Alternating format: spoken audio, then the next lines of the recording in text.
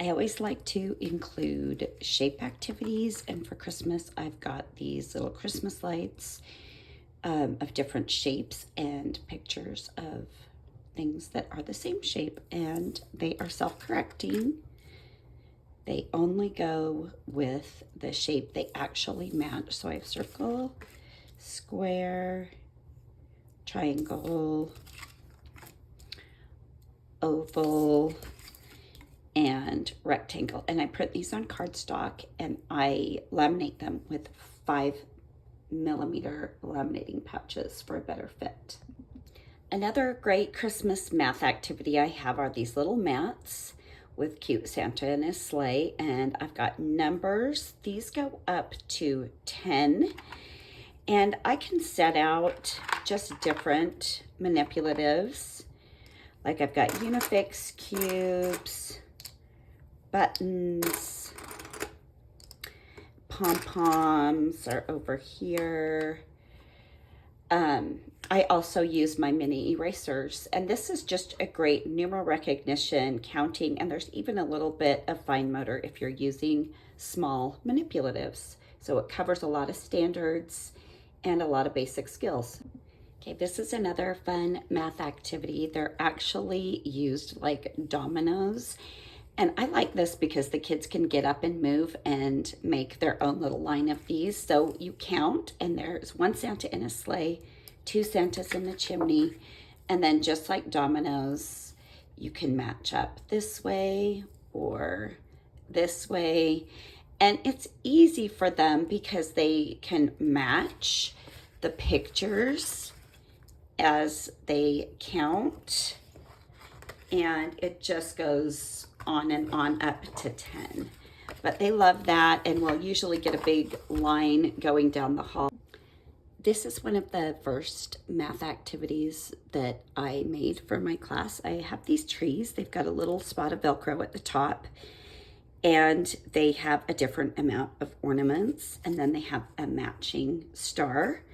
So we've got one ornament. You put the number 1 star on the tree. We've got 1, 2. You put on 2, 1, 2, 3. You find 3. So it's a good one-to-one correspondence, numeral recognition, counting, 1, 2, 3, 4, 5. So my 3, 4-year-olds, I will take this up to 10 for some of them. And the great thing about this activity is it's really good for those advanced pre-K kids, 1, 2, 3, 4, 5, 6, 7, 8, 9, who can go past 10, 1, 2, 3, 4, 5, 6, 7, 8, 9, 10, because we go to 11, 12, 13, 14, all the way through 15. So some of them are ready for this, some of them aren't. Kind of think about your class and decide what you want to do. But everything that I'm showing you is in my Christmas lesson plan that I am finishing updating. I'll let you know when something's new, and it will be uploaded by the end of the day, I hope. Thanks. For this next activity, I've got these Santa sleigh mats with numbers 1 through 10. What I do is print the mats out, cut a little hole with a hole punch on one end, and I'm going to use these little math links. I also have these little reindeer to cut out, and you're going to want to put a hole on either side of the card. You're going to get a math link. I'm looking at this one. This number is 4. So I'm going to start putting the reindeer on Santa's sleigh until I have the right amount that matches the number on the sleigh. So I'm getting some good fine motor using these math links. I'm doing numeral recognition because I have to know what that number is. And now comes the fun part. Look who's pulling Santa's sleigh. 1, 2, 3, 4 little reindeer. And that goes again from 1 through 10. I love to do count and clip activities, and this one is super cute. So there's actually 4 sets included in my lesson plan. the object of this is to count how many pictures that they see. So here's one cupcake. Use your pinchy fingers, practice using the clothespin, and clip it on the correct number. There's 3 choices. And it's relatively easy, but these are little kids, so sometimes they need your help. I only have these tiny clothespins here. At school, I would probably use my bigger clothespins, but this clip art is adorable, which just makes it even more fun for the kids. They all have these cute little faces with these cheeks. One thing that I've noticed in doing this activity with the kids is that they tend to really like this one and don't mind doing these over and over. We probably do one of these a month or maybe every 3 weeks, but they love using the clothespins. They love when a clothespin breaks and they figure out how to use it, which I think is amazing. They figure out how to fix it and they feel so proud of themselves. And they also feel more and more proud the easier it gets to use the clothespins. All right, so there you have it. It goes 1 through 10 and there's 4 different sets. It's great for fine motor, counting, and numeral recognition. Okay, this is one of my new activities, and so was that count and clip. I had an old one, I just updated it. But this is Find the Christmas Friends. So I print off enough of these sheets so that each child has one. I've put them on clipboards before. Sometimes I don't. Sometimes I put little check boxes. I like this because it's just really clean. They can take a marker with them. And when they find the Christmas friend with the corresponding number, they can mark it off on their paper. So it's a numeral recognition activity. And even though they're finding like the little picture, we always talk about the numbers. We'll say, oh, look, the stocking has a 0, or we need to find the cupcake with the number 3. And when they find the object, I'll say, ooh, but does it have a 6? And they'll look and they'll say, yeah, it has a 6. So what I do is I've got these little guys with the corresponding numbers. So they're all going to be the same as you see on the sheet, like that, and so on and so on. And what I'll do is I have half carpeted walls, so I usually put Velcro on the back and I stick them, or you can use tape. And we'll put these up 0 through 10 out in the hallway when the kids are in circle time. One of the aides will go out and do that. And the kids will then, for centers, take this and go out in the hallway and try to find all of them. We have done this before with flashlights and we've turned the lights off. I mean, anytime you can use a flashlight and make it a little bit more fun, do that. It's more just learning through play. So they're playing this little hide and seek game as they're learning numbers. And it's another way that you can just stick that learning through play to make your math activities a little bit more playful. So that's a super simple idea, super simple, but they love, love, love, love doing these activities. All right, I love to do a count and trace activity too, just to get the kids used to writing numbers. So I've got these reindeer ornaments, count and trace. And I use a big pom-pom for an eraser and a dry erase marker. And on laminated things, a dry erase marker will eventually stain it. So my recommendation is to use some hand sanitizer to wash it off. It'll work great. So here we see the reindeer has 0 ornaments. So I'm going to follow the arrows and I am going to practice writing 0. Here he's got 1 and 1, 2. So I like that these are big because my 3-year-olds can trace these numbers without too much problem, and it's still super good practice for my pre-kindergartners who are 4 going on 5. One thing that I like about this set is it does go up to 20. So it would actually even be perfect for kindergarten. I have my kids practice 1 through 10. Oh, I didn't even count that one, but you get the gist, so they count. And this I love to see if the kids can remember this is 5 and just add 2 more. I would probably go to 10 this time of year for my 3-year-olds, even though that will be a challenge for them. It'll be fun to practice and kind of assess where they are. And I would go to maybe 15 for my pre-K for the same reason. It would just mostly be assessment and to see if they are counting carefully or if they don't track, because I like to see that they're tracking when they count. So if they don't track, I can stop them and say, okay, count carefully, 1 touch as you count each number so you know you're only doing one thing. So for time's sake, I'm going to just go to 10 and I'm just going to show you how the pom-pom erases it pretty well.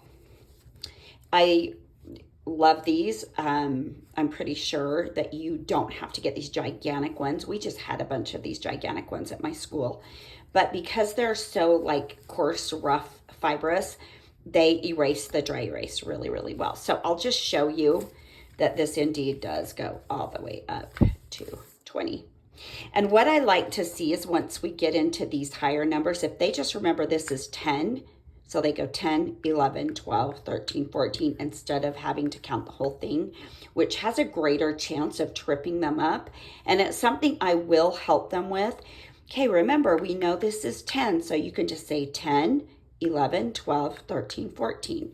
So just a little tip to help you once they get a little higher. And again, tracking is really important because then you know they've got that one-to-one correspondence.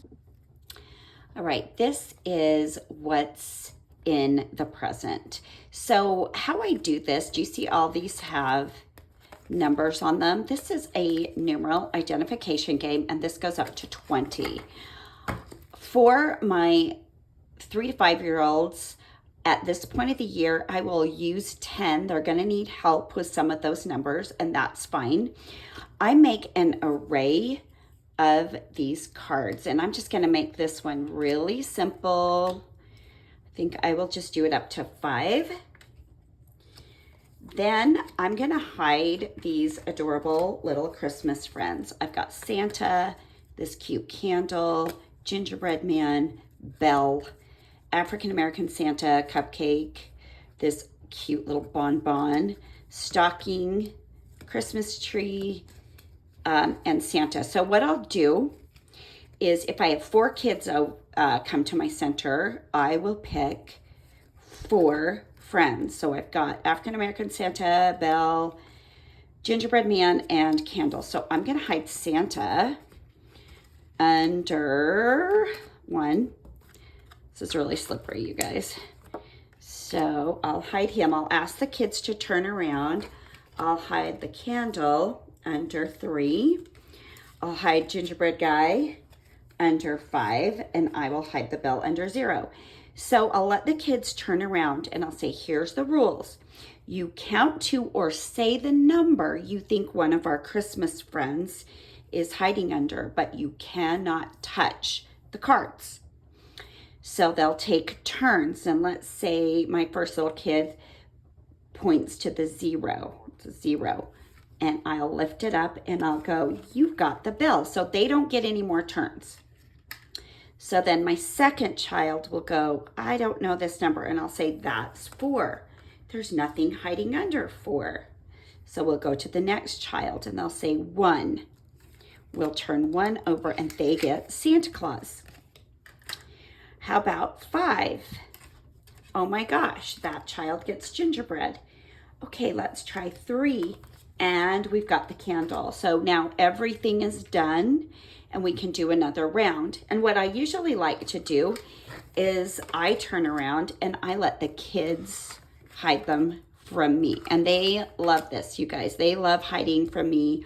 And it's usually pretty obvious. They're not very good at hiding them, actually. It'll be like this. And I just pretend I don't know where they are and I tell them how good they are at hiding. But then I get a chance to go over the numbers and I'll point to the number and say the number. And the kids are just having fun. They think they're playing this great hide and seek game, but we're doing a numeral recognition exercise and we're repeating the numbers over and over because they never want to play this just one time.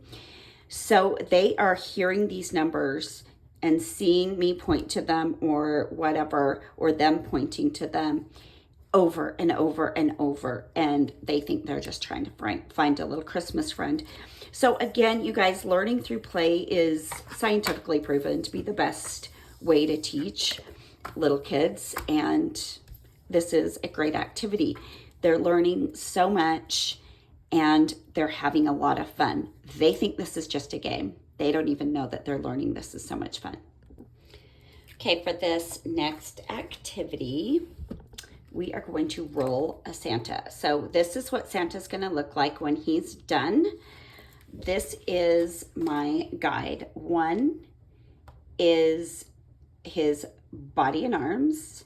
2 are his pants. 3 is his head. 4 is his boots. 5 is his beard. 6 is his hat. I like to use the big foam die from the dollar store that you can find in their toy department, but I've got this one at home, so I'll use this. So you just roll the dice and, okay, 5, I'm looking back on my guide, it's the beard. It's always a weird thing to start with the beard. 4, let's see what I've got for 4. Boots.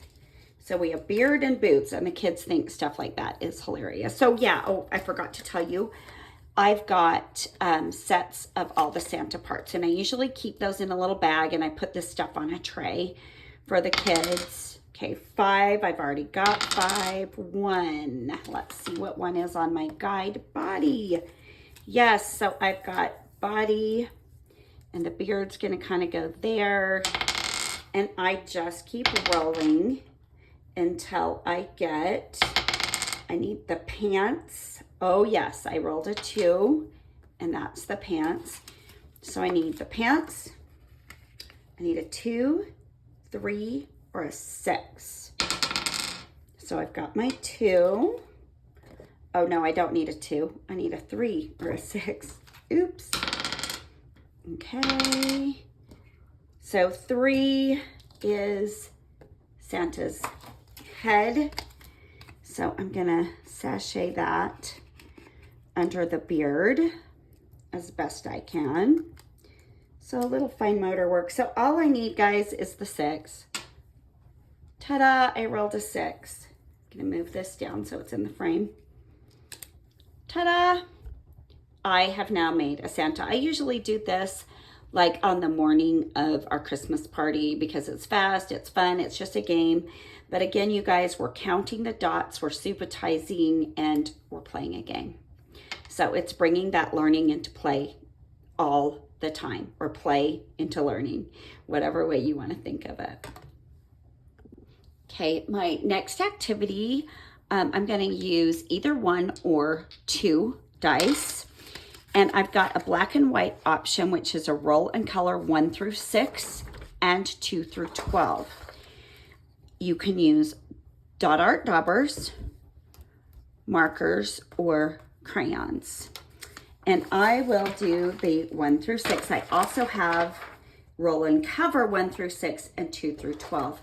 If you don't want to send anything home, and then they can just put little colored chips, buttons, erasers, or whatever you want. So again, this is a counting, subitizing, and number recognition, so it covers a lot of standards.